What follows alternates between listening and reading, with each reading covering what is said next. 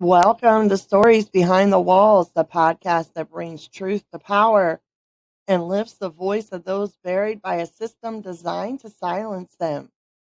I'm your host, Annabell, civil rights advocate, community organizer, and co founder of Voices for Justice Incorporated, a nonprofit organization that advocates for civil and human rights.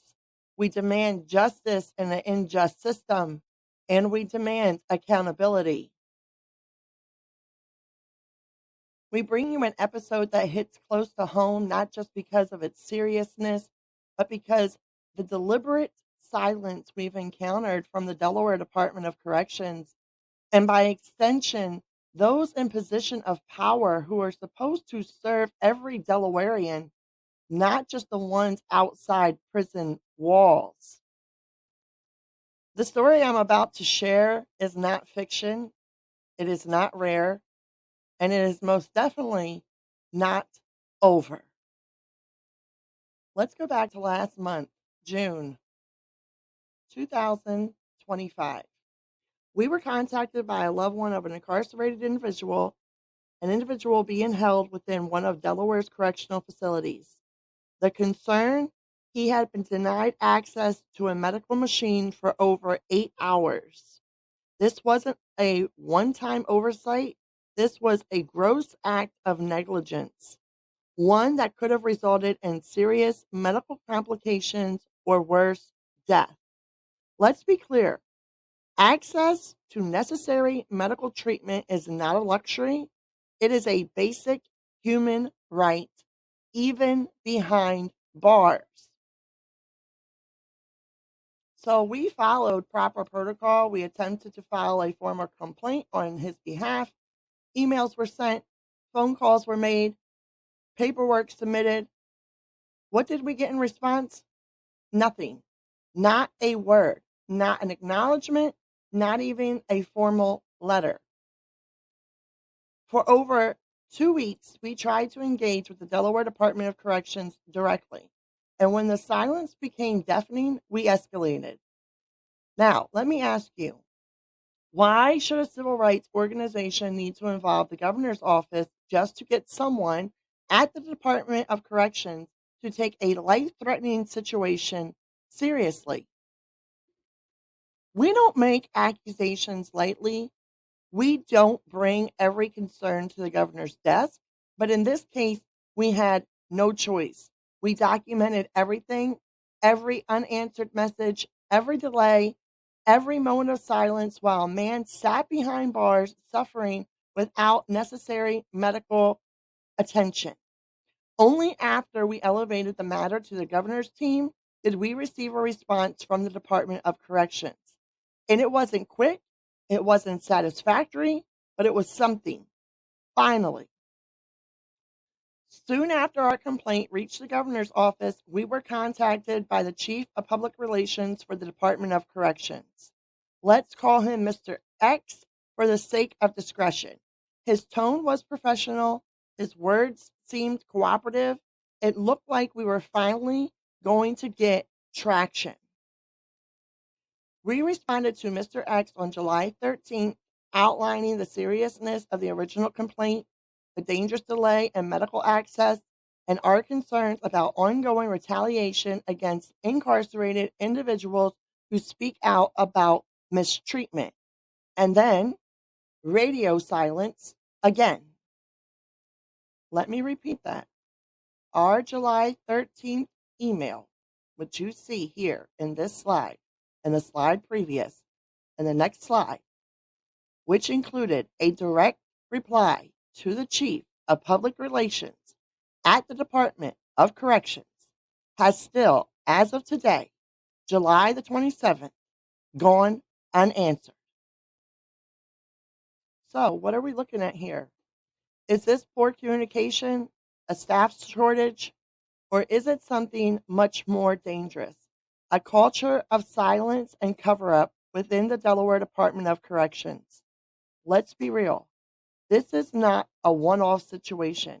We have received multiple reports over the past year and most recently over the past 2 months. which includes medical neglect, retaliation against inmates for filing grievances, unjustified solitary confinement, intimidation, and an ongoing pattern of ignoring formal complaints, even from external advocacy groups like ours. This is about neglect. This is about real people behind those prison walls, people whose voices are silenced, whose health is ignored, and whose lives are treated as disposable. So let's talk facts. The Eighth Amendment to the U.S. Constitution prohibits cruel and unusual punishment, and that includes deliberate indifference to serious medical needs. The Supreme Court has upheld this. It is settled law. So when a man sits in a cell without electricity, ill, suffering, and denied his medical machine for 8 hours, that's not just wrong, it is unconstitutional. And when the system charged with overseeing his care refuses to respond, refuses to investigate, refuses to act, they are complicit in violating his rights. Let me say that again for anyone listening from the Department of Correction or the governor's office. Neglect is not a policy gap, it is a constitutional violation. And while this happens behind the scenes, families are left in the dark. Loved ones write letters, they call hotlines, they send money, they pray, and they wait, often never knowing whether their incarcerated family member is being mistreated, retaliated against, or denied medical care. It is psychologically warfare on the outside just as much as it is on the inside. It is exhausting, it is traumatic, and it is absolutely unacceptable. So, where do we go from here? We go louder, we go harder, we go public. Tonight, we are putting this on record. To the Delaware Department of Corrections, we are watching. To the Chief of Public Relations, we are still waiting. To the governor's office, you got involved once, and we may need you again. And to our community, this is your call to action. If you have a loved one inside a Delaware facility who has faced medical neglect or retaliation, we want to hear from you. We are documenting every single case. We work with a team of private investigators, retired law enforcement, and top attorneys. Your story matters. Your voice matters.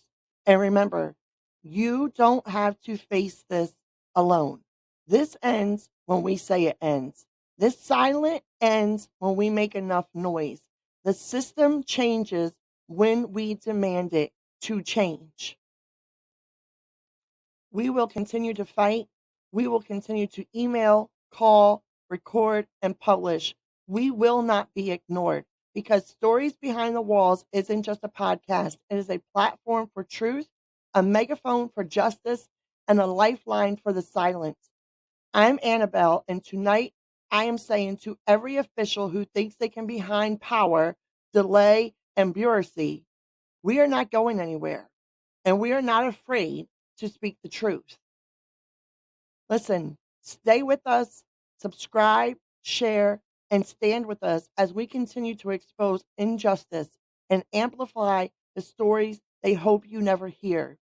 This is Stories Behind the Walls, and the story doesn't end here.